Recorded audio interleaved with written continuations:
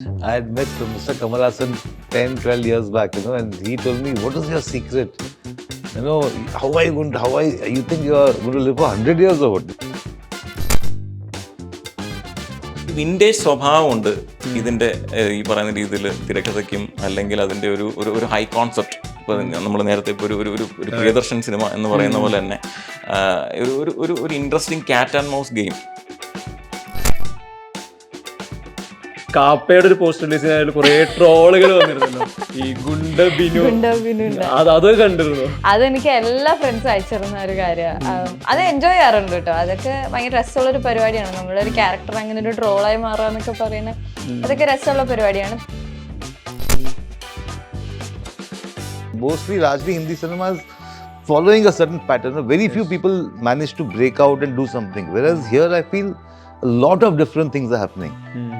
So recently I saw Lijo's this last film. I loved it.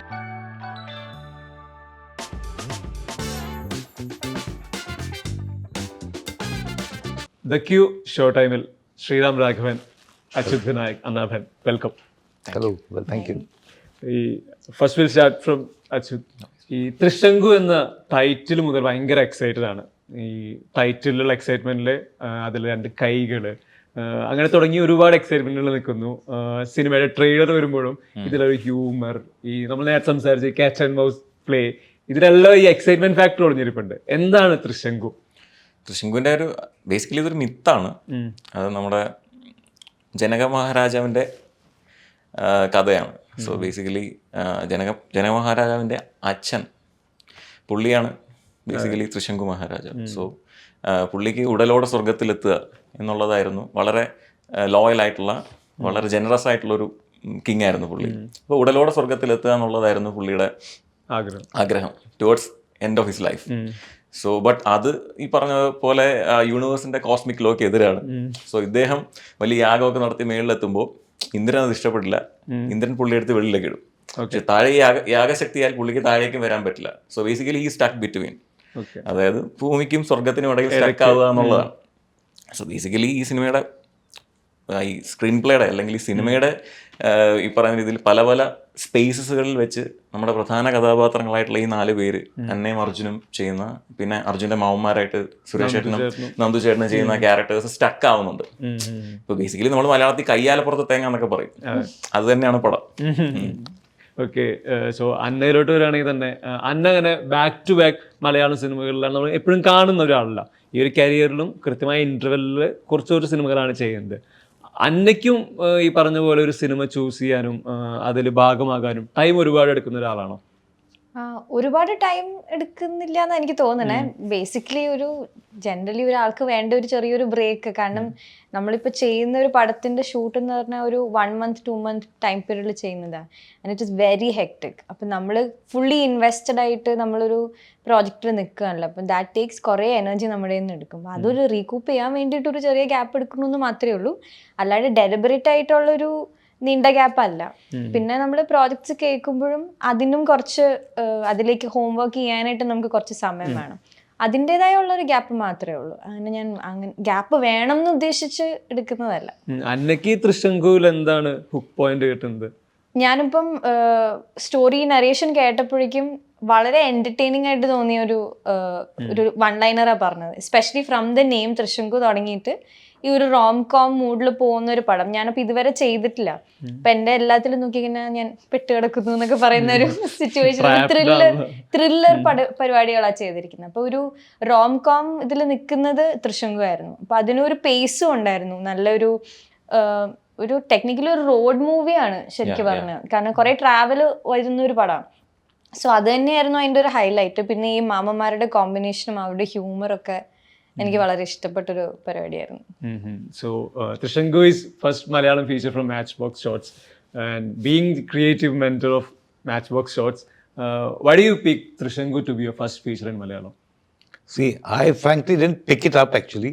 This came to us, Sanjay and actually Vishnu knew Sanjay, and I had met Vishnu's father, Shyam Prakash ji, long time back, 15 years back. I had met, we had sort of spent a few days in a film festival in LA. So then when they were talking about this and so on, so it sounded like it's not the kind of thing I do.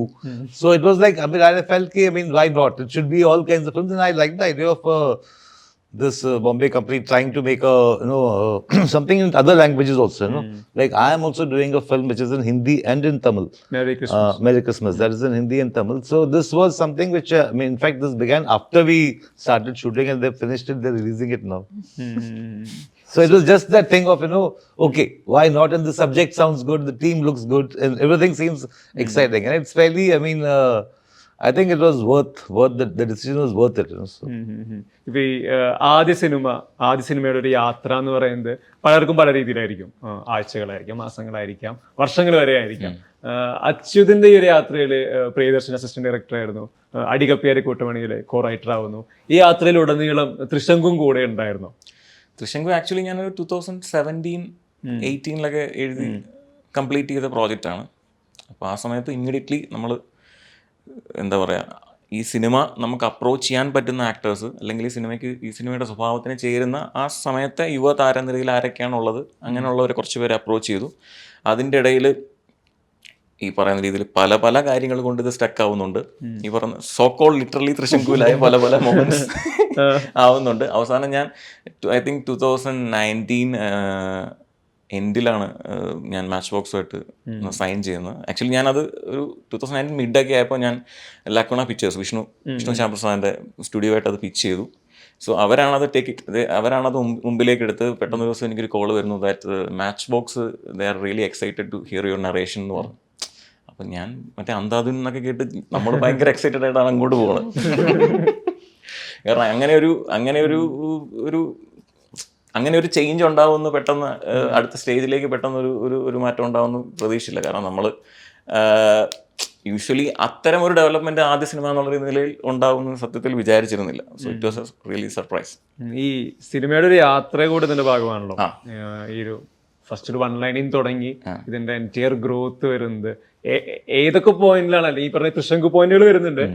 Main തൃശങ്കു point actually ഞാൻ sign ചെയ്ത അന്ന് ഞാൻ ബോംബെയിൽ നിന്ന് തിരിച്ച് നാട്ടിലേക്ക് travel ചെയ്തുകൊണ്ടിരിക്കുകയാണ്. അപ്പോൾ കുറേ മാസ്ക് ഇട്ട മനുഷ്യരെ ഞാൻ തിരിച്ച് നാട്ടിലെത്തി. അപ്പോൾ ഞാൻ മാത്രമാണ് കുറച്ച് അധികം മാസ്ക് ഇടാത്ത ആളുകളിലുള്ളത്. എന്താ പരിപാടി എന്നൊക്കെ മനസ്സിലാക്കി വരുന്നതിനിടെ ഒരാഴ്ചക്കുള്ളില്ല കോവിഡ്. അതൊരു വലിയ തൃശങ്കു മൊമെന്റ് ആയിരുന്നു. ആക്ച്വലി നമ്മുടെ പടം നമ്മൾ ഷൂട്ട് ചെയ്ത് കോവിഡിൻ്റെ ഏറ്റവും പീക്ക് ആയിട്ടുള്ള സമയത്താണ് സത്യത്തിൽ ഈ ട്രാവൽ മൂവി നമ്മൾ എക്സിക്യൂട്ട് ചെയ്യുന്നത്.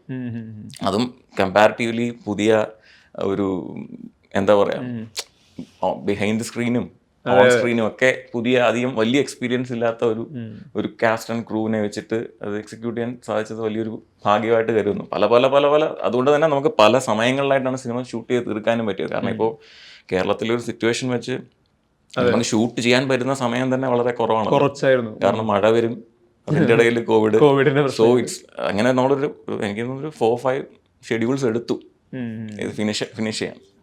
ബട്ട് അതിൻ്റെ ഇടയിലെല്ലാം സത്യത്തിൽ ആക്ച്വലി നമ്മളെ അത് ഹെൽപ്പ് ചെയ്തിട്ടുണ്ട്. കാരണം മ്യൂസിക്കിനായാലും എഡിറ്റിനായാലും ഒക്കെ ടൈം കിട്ടുന്നുണ്ടായിരുന്നു. ഇപ്പോൾ അന്നയുടെ ക്യാരക്ടേഴ്സ് നോക്കി കഴിഞ്ഞാൽ അതിൽ കൂടുതലും ഈ പറഞ്ഞ ഒരു mid-20s, early 20s ആ ഒരു പ്രായപരിധിയിൽ വരുന്ന ക്യാരക്ടേഴ്സാണ്. ബാക്ക് ടു ബാക്ക് പല സിനിമകളിൽ ഈ ഒരു ഏജ് ഗ്രൂപ്പിലുള്ള ക്യാരക്ടറിനെ പ്ലേ ചെയ്യുന്നു. അപ്പൊ അന്ന ചെയ്യുന്ന മാനറിസങ്ങളെല്ലാം ഇതിൽ ഭയങ്കര എക്സ്പോസ്ഡ് ആണ് ആളുകൾക്ക്. അപ്പൊ ഇതിൽ പലപ്പോഴും വേണമെങ്കിൽ എന്തെങ്കിലും മാനറിസം ഇതിന് മുന്നേ കണ്ട സിനിമയായിട്ട് കണക്ട് ചെയ്യാൻ പറ്റുന്നതായിരിക്കാം. അപ്പോൾ അത്തരം ചാലഞ്ചുകൾ വരുമ്പോൾ ഈ ആക്ടർ പെർസ്പെക്റ്റീവിൽ എങ്ങനെയാണ് ഓവർകം ചെയ്യുന്നത്? എനിക്ക് തോന്നുന്നു നമ്മൾ ത്രൂ ഔട്ട് മൂവി ചെയ്യുന്നതിൻ്റെ എക്സ്പീരിയൻസ് തന്നെ നമ്മൾ അതിലേക്ക് ബിൽഡ് ചെയ്യുന്നുണ്ട്. കാരണം ഫസ്റ്റ് പടത്തിൽ വന്ന മാനറിസംസും ഡയലോഗ് ഡെലിവറിയും അല്ല ഞാൻ സെക്കൻഡ് പടത്തിൽ വന്നത്. സോ എനിക്ക് തോന്നുന്നു പടങ്ങൾ പ്രോഗ്രസ് ചെയ്യുന്ന അനുസരിച്ച് പിന്നെ ഞാനും പ്രായമാവുന്ന അനുസരിച്ച് കുറച്ച് ചേഞ്ചസ് വരുത്തുന്നുണ്ട്. അപ്പോൾ അതുപോലെ തന്നെ ക്യാരക്ടേഴ്സ്, ഇപ്പോൾ ഇതിലത്തെ ക്യാരക്ടർ എൻ്റെ സെയിം ഏജ് ഗ്രൂപ്പിൽ വരുന്ന ഒരു mid-20s വരുന്ന ഒരു ക്യാരക്ടറാണ് മേഘ. അപ്പം അതിൻ്റെ പോലത്തെ ഒരു മെച്യൂരിറ്റിയും കാര്യങ്ങളും സംസാര രീതിയും പിന്നെ റീജിയൻ വ്യത്യാസമുണ്ട്. അപ്പം അതിൻ്റെതായ ഇപ്പം കൊച്ചി കംപ്ലീറ്റ് വിട്ടിട്ട് ഇപ്പം നമ്മൾ ഡബ് ചെയ്യുമ്പം എപ്പോഴും ആ കൊച്ചി എനിക്ക് ശരിക്കും ചില വാക്കുകൾ നമുക്ക് അറിയാതെ തന്നെ അത് വരും. അപ്പം അതൊക്കെ മാറ്റാനായിട്ട് ഡയറക്ടർ കുറേ നമ്മളെ ഹെൽപ്പ് ചെയ്തിട്ടുണ്ട്. അപ്പം അങ്ങനെ മാറി വരുമ്പോഴേക്കും പിന്നെ നമ്മളൊരു ക്യാരക്ടർ സ്റ്റഡി നമ്മുടെ മനസ്സിലുണ്ടെങ്കിൽ നാച്ചുറലി നമ്മുടെ ബോഡി ലാംഗ്വേജും അതൊക്കെ നമുക്ക് അതനുസരിച്ച് മാറ്റാൻ പറ്റും. ഞാനും അങ്ങനെ തന്നെ ഫോളോ ചെയ്ത് പോയിക്കുന്നത്. അപ്പൊ അത് കാരണം മാക്സിമം നമ്മൾ അങ്ങനെ ഒരു ഹോംവർക്ക് നിൽക്കുന്നതുകൊണ്ട് ഒരു ഡിഫറൻസ് കൊണ്ടുവരാൻ ഡെഫിനറ്റ്ലി ഉണ്ട്. കാരണം നമ്മൾ റിപ്പീറ്റഡ് ആയിട്ട് അത് വരരുതെന്ന് നമുക്കൊരു ആഗ്രഹം ഉണ്ടല്ലോ. എപ്പോഴും ക്യാരക്ടേഴ്സ് ഡിഫറെന്റ് ആയിട്ട് ഇരിക്കണം, ഫ്രഷ് ആയിട്ട് ഇരിക്കണം. അപ്പോൾ ഓഡിയൻസ് കാണുമ്പോൾ അത് ഞാനായിട്ട് തോന്നുന്നതിനേക്കാളും എൻ്റെ ഒരു ക്യാരക്ടറായിട്ട് തോന്നണം എന്ന് നമുക്കൊരു ആഗ്രഹമുണ്ട്. അപ്പൊ അതിന് എന്തായാലും ഒരു ഹോംവർക്ക് ആവശ്യമുണ്ട്. അതിൻ്റെതായ ഇപ്പൊ കപ്പേളയൊക്കെ ആണെങ്കിലും അങ്ങനെ തന്നെ കുറെ മാനറിസംസ് ജെസ്സിക്ക് വേണ്ടി മാത്രമായിട്ടുള്ള കുറെ മാനറിസംസ് ഉണ്ട്. അത് ഓരോ ക്യാരക്ടറിനും അത് കൊണ്ടുവരാൻ ശ്രമിക്കാറുണ്ട്. So if you look into your career, it's a long career, but it's very interesting that you have only done few films in your career. Right, yeah. Why is it so? Like, it's always an interesting factor, right? Well, there's no answer to that, but once I remember I had met Mr. Kamal Hassan 10-12 years back, and he told me, what is your secret? How you think you are going to live for 100 years or what?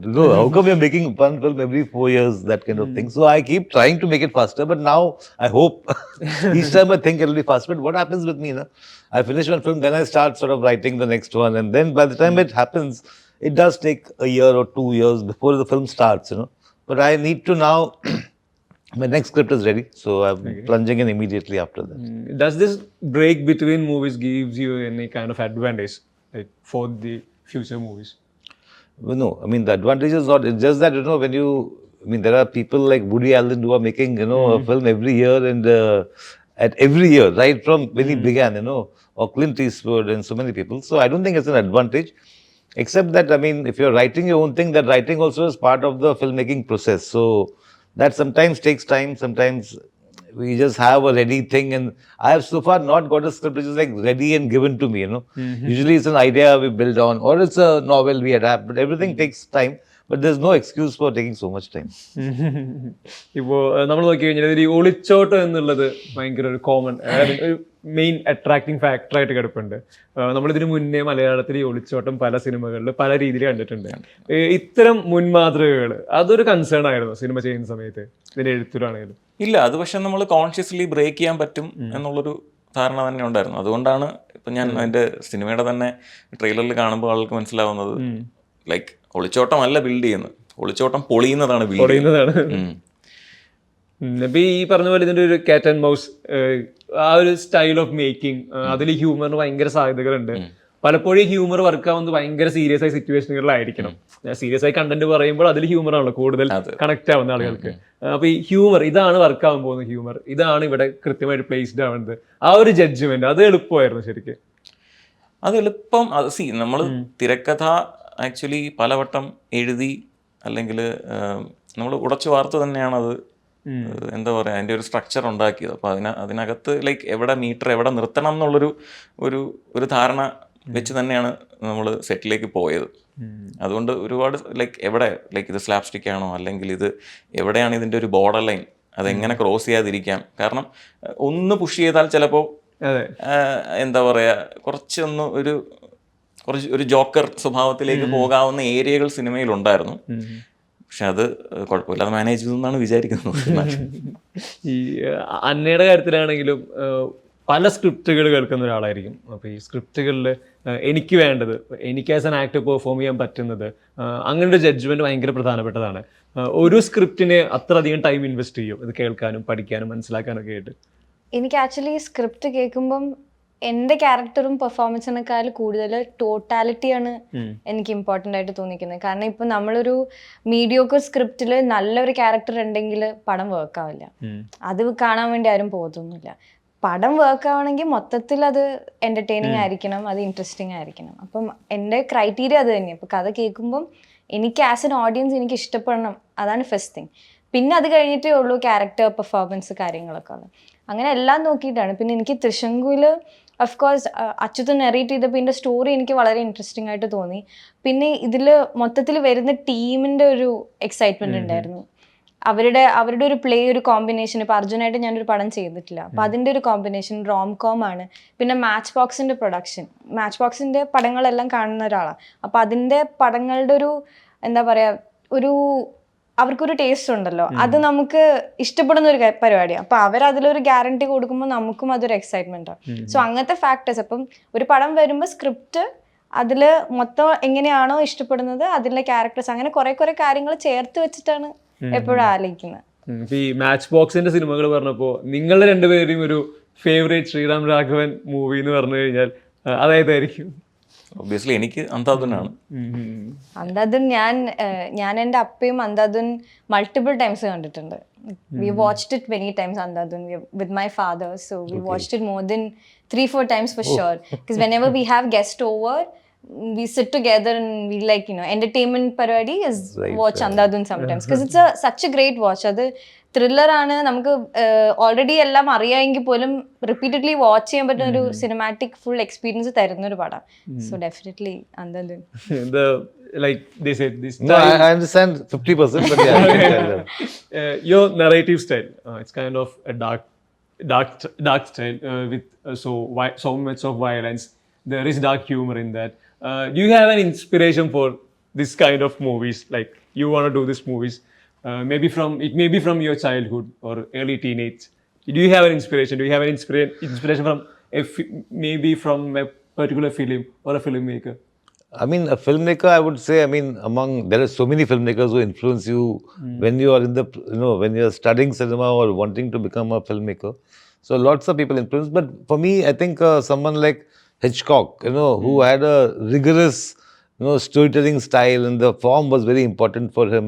He used to also take chances with every film, within the thriller genre, if he has explored, okay, as a challenge, he'll set up for himself, okay, let me make a film with the main character in one room. He's not moving out.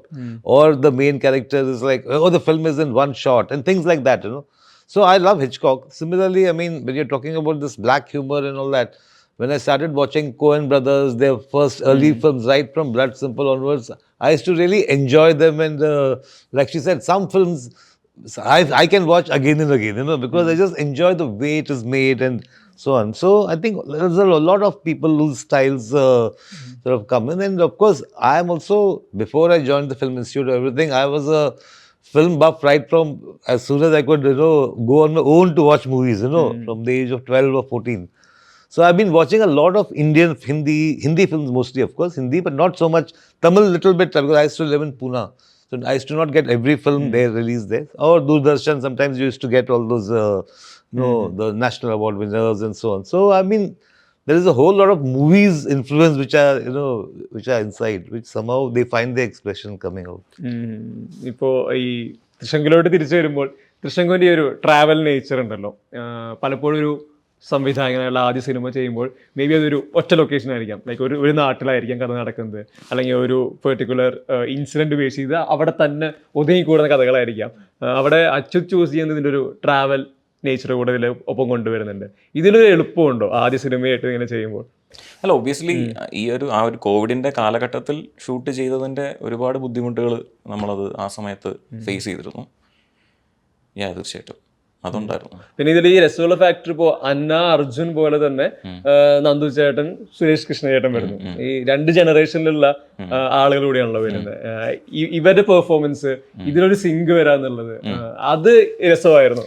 അല്ല, actually ഇത് ഒരു dysfunctional family comedy എന്നൊക്കെ നമുക്ക് tag ചെയ്യാൻ പറ്റുന്ന ഒരു സാധനമാണ്. അപ്പോൾ അതുകൊണ്ട് തന്നെ ഇവരുടെ എന്താ പറയുക, ലൈക്ക് ഇപ്പോൾ നമ്മളൊരു ഭക്ഷണം ഉണ്ടാക്കുകയാണെങ്കിൽ തന്നെ ലൈക്ക് വളരെ ഡിഫറെൻ്റ് ആയിട്ടുള്ള ഒരു ടേസ്റ്റുകൾ അല്ലെങ്കിൽ ഇൻഗ്രീഡിയൻസ് ചേരുമ്പോൾ ഒരു വളരെ ഇൻട്രസ്റ്റിംഗ് ആയിട്ടുള്ള ഒരു സംഭവം ഉണ്ടാവുമല്ലോ. അതുപോലെ ഇപ്പോൾ അന്നയും അല്ലെങ്കിൽ അർജുനും അവരുടെ ഒരു ടേക്ക് ഓഫ് ഹ്യൂമർ അല്ല ചിലപ്പോൾ നന്ദു ചേട്ടൻ്റെയും സുരേഷ് ചേട്ടൻ്റെയും. ഇത് ആക്ച്വലി നാല് സ്പെക്ട്രത്തിൽ നിൽക്കുന്ന ക്യാരക്ടേഴ്സും അങ്ങനെയാണ്. ഇവരുടെ actually the way they perform it, അല്ലെങ്കിൽ അവരവരുടെ ആ ക്യാരക്ടേഴ്സിനെ കാണുന്ന രീതിയൊക്കെ ഡിഫറെൻ്റ് ആണ്. ബട്ട് അത് മേർജ് ചെയ്ത് വരുമ്പോൾ അതിൻ്റെ ഒരു ഭംഗി ഉണ്ടായിരുന്നു. അതായത് ഒരു വിൻറ്റേജ് സ്വഭാവമുണ്ട് ഇതിൻ്റെ ഈ പറയുന്ന രീതിയിൽ തിരക്കഥയ്ക്കും, അല്ലെങ്കിൽ അതിൻ്റെ ഒരു ഹൈ കോൺസെപ്റ്റ്. ഇപ്പോൾ നമ്മൾ നേരത്തെ ഇപ്പോൾ ഒരു പ്രിയദർശൻ സിനിമ എന്ന് പറയുന്ന പോലെ തന്നെ ഒരു interesting cat and mouse game, Prince സാറിൻ്റെ ഒക്കെ ചില സിനിമകൾ എടുത്താൽ നമുക്കത് അങ്ങനെ കാണാൻ പറ്റും. അത്തരം ഒരു ക്യാറ്റ് ആൻഡ് മൗസ് ഗെയിം അതിലുണ്ട്. പക്ഷെ അതിൻ്റെ ഒരു പുതിയ റീബോട്ടിലിംഗ് ആണ് ഈ പറയുന്ന പോലെ നമുക്ക് ഇതിൽ കൊണ്ടുവരാൻ പറ്റുന്നത്. അപ്പോൾ അത് ഡെഫിനറ്റ്ലി ഇതിൽ വർക്ക് ആയിട്ടുണ്ട് എന്നാണ് വിചാരിക്കുന്നത്. അതിൽ ഈ കോൺട്രാസ്റ്റുകൾ കോൺട്രാസ്റ്റ് എക്സാക്ട്ലി അതിന്റെ ഒരു രസം ഉണ്ടായിരുന്നു. അതെ അതെ അതെ. ഇപ്പോ അന്ന ഈ സിനിമകൾ അഭിനയിക്കുന്നു, ഇതിന് റിലീസ് വരുന്നു, പോസ്റ്റ് റിലീസ് സിനാരിയോയില് വരുന്ന റിവ്യൂസ് കാര്യങ്ങൾ ഇതെല്ലാം കൃത്യമായിട്ട് അനലൈസ് ചെയ്യുന്ന, കൃത്യമായിട്ട് വാച്ച് ചെയ്യുന്ന ഒരാൾ കൂടിയാണോ? അല്ല. എനിക്ക് പോസ്റ്റ് റിലീസ് ഇപ്പൊ നമ്മൾ പ്രൊമോഷനൊക്കെ പോവുമല്ലോ, അപ്പൊ നമ്മൾ അഭിപ്രായമൊക്കെ കേൾക്കും. പിന്നെ റിലീസ് ഡേ പിന്നെ വീട്ടിലെ ആൾക്കാരൊക്കെ പോയി കാണും, ഫ്രണ്ട്സ് കാണും. പിന്നെ അങ്ങനെ ചെറിയൊരു പരിപാടി മാത്രമേ ഉള്ളൂ. പിന്നെ കുറെ പേര് ഇൻസ്റ്റഗ്രാമിൽ മെസ്സേജ് അയക്കും കണ്ടിട്ട്, അതൊക്കെ നോക്കാറുണ്ട്, റീഷെയർ ചെയ്യാറുണ്ട്. കാരണം നമുക്കത് പടം പ്രൊമോട്ട് ചെയ്യുന്ന ഒരു ഭാഗമായിട്ട്. പക്ഷെ എനിക്ക് അത് കഴിഞ്ഞിട്ട് ഞാൻ അധികം ഇൻവോൾവ് ചെയ്യാറില്ല. കാരണം ഒന്നില്ലെങ്കിൽ വേറൊരു പ്രോജക്റ്റിലേക്ക് ഞാൻ സ്റ്റാർട്ട് ചെയ്തിട്ടുണ്ടാവും, അല്ലെങ്കിൽ എനിക്കൊരു ചെറിയൊരു ബ്രേക്ക് വേണം. കാരണം നമ്മൾ അതിൽ നിന്ന് കട്ട് ഓഫ് ആവേണ്ട ഒരു സ്പേസ് ആണ്. കാരണം എല്ലാം കഴിഞ്ഞു, നമുക്ക് കോൺട്രിബ്യൂട്ട് ചെയ്യാവുന്നത് മാക്സിമം നമ്മൾ ചെയ്ത് കഴിഞ്ഞു. അത് ആ ഒരു പ്രൊമോഷനിൽ തീർന്നു. പിന്നെ അത് കഴിഞ്ഞ് കഴിഞ്ഞാൽ ഓഡിയൻസിന്റെ കയ്യിൽ, അത് പിന്നെ എന്ത് ചെയ്താലും നമുക്കൊന്നും ചെയ്യാൻ പറ്റത്തില്ല. ഇതിന്റെ ഈ പോസ്റ്റ് റിലീസിൽ ഞാൻ ചോദിക്കാൻ കാരണം, ഈ കാപ്പയുടെ ഒരു പോസ്റ്റ് റിലീസിനായാലും കുറെ ട്രോളുകൾ വന്നിരുന്നല്ലോ, ഈ ഗുണ്ട ബിനു അതൊക്കെ കണ്ടിരുന്നു. അതെനിക്ക് എല്ലാ ഫ്രണ്ട്സും അയച്ചിരുന്ന ഒരു കാര്യമാണ്. അത് എൻജോയ് ചെയ്യാറുണ്ട് കേട്ടോ. അതൊക്കെ ഭയങ്കര രസമുള്ള ഒരു പരിപാടിയാണ്. നമ്മളൊരു ക്യാരക്ടർ അങ്ങനെ ഒരു ട്രോളായി മാറാന്നൊക്കെ പറയുന്നത് അതൊക്കെ രസമുള്ള പരിപാടിയാണ്. പക്ഷെ ഞാൻ ഈ പറഞ്ഞ പോലെ അങ്ങനെ അതിലേക്ക് ഒരുപാട് ഇൻവോൾവ് ആവാറില്ല പോസ്റ്റ് റിലീസ് പരിപാടികൾ. അത് നമ്മളുടെ ഒരു മെന്റൽ ഹെൽത്തിന് വേണ്ടി മാത്രമായിട്ട്. കാരണം അതിലേക്ക് ഒരുപാട് ഫോക്കസ്ഡ് ആയാൽ എനിക്ക് കുറച്ച് ടെൻഷനാവും. അപ്പൊ അതുകൊണ്ട് ഞാൻ അങ്ങനെ നോക്കാറില്ല. So usually most of the filmmakers, when they have a decent success rate, they would focus on making films with the main stars of the industry. To be precise, 3 Khans from Bollywood. Right. You haven't made any films with them, or we haven't seen any approach from your side for such movies. Why is it so? No, I think for me, finally, it's the story which decides the actor, So it is not that, okay, because this last film did well, so I will get a chance to work with a bigger star. For example, after Andhadhun, Shah Rukh Khan called me up and said, do you have something for me? But I wish I had something for him. But the moment you start thinking, let me write something for him, you will start writing the same things he's done, So it has to come from the story, the casting has to come from the subject. I feel not the other way around. To make a film keeping a star in mind is, some people do it, of course, and but for me, it is like the story that comes first, So, and I don't feel if the story is right. Like, for example, I'm sorry, I'm talking about Merry Christmas in between, but now there, what happened is, like, I wanted to, one thing after a successful film, what happens is you can call anybody and say, I want to narrate something. They will at least give you that much chance and all that. But so when I narrated this film to some actors in Bombay, what happened is, so some of them liked it, some of them said, no, the girl's role is better. So all the usual things that happen. Then suddenly one day, that time the pandemic had begun, and before that we had all kinds of thoughts, and we were just sitting, and I said, I actually need a very unique pairing, So that's why I thought, okay, what can be. I had met Vijay Sethupathi by chance in a film festival, and I really enjoyed interacting with him. I said, what if he is the guy? And Katrina wanted to work on something different. She wanted to break her own, the kind of film she was doing, and do something which is character and script and performance oriented kind of a thing, Otherwise, it's not like her other movies where she's more for a Raja glamour kind of a role. Here she's playing a character, and there's 2 of them, the main characters. So when Vijay and Katrina, it is like, you don't know what is this combination, what are they doing together, what is the story. So this curiosity I felt was more interesting than taking a pair which may be a hit pair or whatever, but to wait for them and all that, So I just said, see, I make mostly little, my films are not mass, mainstream kind of thing. Sometimes some of them works very well, but so I don't mind. I enjoy this more actually. With your movie's success, the characters from the movies are also been discussed from the beginning. If you take Andhadhun, we can't imagine Andhadhun without Tabu. And Badlapur, Nawaz Siddiqui is kind of a pivotal character. So how much value do you give for the performances in the movie? Hell of a lot, because I remember both the films you mentioned. Nawaz, when I was writing Badlapur, I remember when you're writing, you think of a character in mind, an actor in mind. So I thought maybe Nawaz kind of a person. So I used to write the character's name was Nawaz. Then of course when I gave to narrate to him or to give the script, I replaced all with some other name. Don't call it Nawaz. So, but Tabu, I remember when I had this Andhadhun idea, my first thought was I wanted to work with her. She is an actor I tremendously admire, and So I wanted to work with her, and I felt this was a chance. And I asked her, and she sort of found it fun, but it was still half baked that time. It was, I mean, we finished the script much later, but we had a sort of a sense of the large, broad story. And she liked it. So Tabu and Nawaz both have, I mean, the actor's contribution is tremendous to a film. The script is here, then it goes there, so. ഇപ്പോൾ നമ്മൾ നോക്കി കഴിഞ്ഞാൽ മലയാള cinema ഏറ്റവും ക്രൂഷ്യലായി കടന്നു പോകുന്ന ഒരു സാഹചര്യമാണ്. തിയേറ്ററിൽ പടം കാണാൻ ആളുകൾ വരുന്നില്ല എന്നൊരു ഭയങ്കരമായ ഒരു ക്രൈസിസിലാണ് ഇൻഡസ്ട്രി മുന്നോട്ട് പോയിക്കൊണ്ടിരിക്കുന്നത്. അപ്പോൾ ഈ ത്രിശങ്കു ഓരോ സിനിമയാണെങ്കിലും ഓരോ ആഴ്ച ഇറങ്ങുന്ന തിയേറ്ററിൽ റിലീസാകുന്ന ഓരോ സിനിമയും ഈ പറഞ്ഞൊരു ക്രൂഷ്യൽ സ്റ്റേജിലാണ് വരുന്നത്.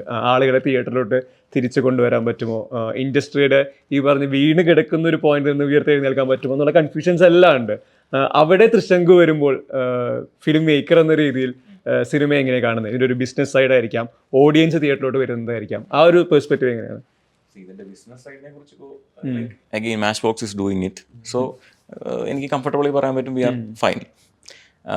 ബട്ട് പിന്നെ തിയേറ്ററിലേക്ക് ആളുകളെ എത്തിക്കുക എന്ന് പറയുന്നതിൻ്റെ ഒരു കാര്യം എന്ന് പറഞ്ഞാൽ പ്രത്യേകിച്ച് ഈ ഒരു സെഗ്മെൻറ്റിലുള്ള സിനിമകൾ എനിക്ക് തോന്നുന്നു അതിൽ ഒരു വളരെ സ്ട്രോങ് പോയിൻ്റായിട്ട് വർക്ക് ചെയ്യാൻ പോണത് ഈ സിനിമയുടെ മ്യൂസിക് ആയിരിക്കും എന്നാണ് വിചാരിക്കുന്നത്.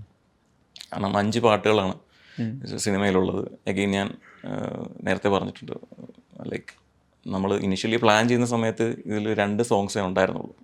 ലൈക്ക് സോങ്സിനെ പക്ഷേ സ്കോഴ്സിനെ ഗ്രാജുവലി സോങ്സ് റീപ്ലേസ് ചെയ്തു, ബട്ട് വളരെ ഓർഗാനിക്കലി തന്നെ സിറ്റുവേഷനിൽ. സോ അതിന് ഡെഫിനറ്റ്ലി ആളുകളിലേക്ക് റീച്ച് ഔട്ട് ചെയ്യാനുള്ള കപ്പാസിറ്റി ഉണ്ടെന്ന് തന്നെയാണ് വിശ്വസിക്കുന്നത്. And I think it will soon. അന്നൊക്കെ എന്താ തോന്നുന്നത്? അന്നൊരു ഓഡിയൻസ് പെർസ്പെക്റ്റീവിൽ ചോദിച്ചു കഴിഞ്ഞാൽ ഈ സിനിമ കാണാൻ തിയേറ്ററിലോട്ട് ആളുകൾ വളരെ കുറവാണല്ലോ ഇപ്പോൾ വരുന്നത്. എനിക്ക് തോന്നുന്നു ഒരു റൈസ് ആൻഡ് ഫോൾ നമുക്ക് ജനറലി വരാറുണ്ട്. സിനിമയുടെ ഒരു പോക്ക് അങ്ങനെയാണ്. ഒരു കുറച്ച് കഴിയുമ്പോൾ കുറച്ച് ഡള്ളായി. പിന്നെ ഫോർ എക്സാമ്പിൾ ലൈക്ക് ഒരു 2010 സമയങ്ങളിലൊക്കെ ലൈക്ക് ഭയങ്കര നമ്മൾ ഭയങ്കര എക്സൈറ്റഡ് ആയിട്ട് കണ്ടുകൊണ്ടിരുന്ന സിനിമകളാണ്. ട്രാഫിക് വരുന്നു, സോൾട്ട് ആൻഡ് പെപ്പർ വരുന്നു, ഈ അടുത്ത കാലത്ത് വരുന്നു. ആൻഡ് ദെൻ നൗ ആളുകൾക്ക് മറ്റേതാണെങ്കിൽ ഒരു ഫെസ്റ്റിവൽ സീസണിൽ കൃത്യമായ സ്പേസിങ് ഉണ്ടായിരുന്നു എല്ലാ സിനിമകൾക്കും എന്നാണ് എനിക്ക് തോന്നുന്നത്. ഒരു ദിലീപ് സ്റ്റാർ സിനിമ വരും, ലൈക്ക് ഫോർ എന്താ പറയുക, ഈ പറയുന്ന രീതിയിൽ ഡാൻസ് കളിക്കുന്ന അല്ലെങ്കിൽ ആക്ഷൻ ചെയ്യുന്ന നായകനുള്ള സിനിമകൾ, അല്ലെങ്കിൽ ഒരു so called pure mass entertainment formula സിനിമകൾ. സോ ആളുകൾക്കൊരു ബ്രേക്ക് ഉണ്ടായിരുന്നു എന്നാണ് എനിക്ക് തോന്നുന്നത്. പക്ഷെ നാച്ചുറലി പിന്നെ ഇതൊരു സർക്കിളും ആണല്ലോ. ലൈക്ക് ഓഡിയൻസ് ഒരു പോയിന്റിൽ ഒരേ കാര്യം തന്നെ വീണ്ടും വീണ്ടും കൊടുത്തോണ്ടിരുന്നാൽ നാച്ചുറലി അവിടെ ഒരു എന്താ പറയാ ഒരു സാച്ചുറേഷൻ പോയിന്റ്. ഇതിലിപ്പോ കോവിഡ് കാരണം സിനിമകൾ ഒരുപാട് റിലീസ് ആവാതെ വരുന്നു. വീക്കിലി ഇവിടെ 9 സിനിമകൾ വരെ റിലീസ് ചെയ്ത ആഴ്ചകൾ വന്നിട്ടുണ്ട്.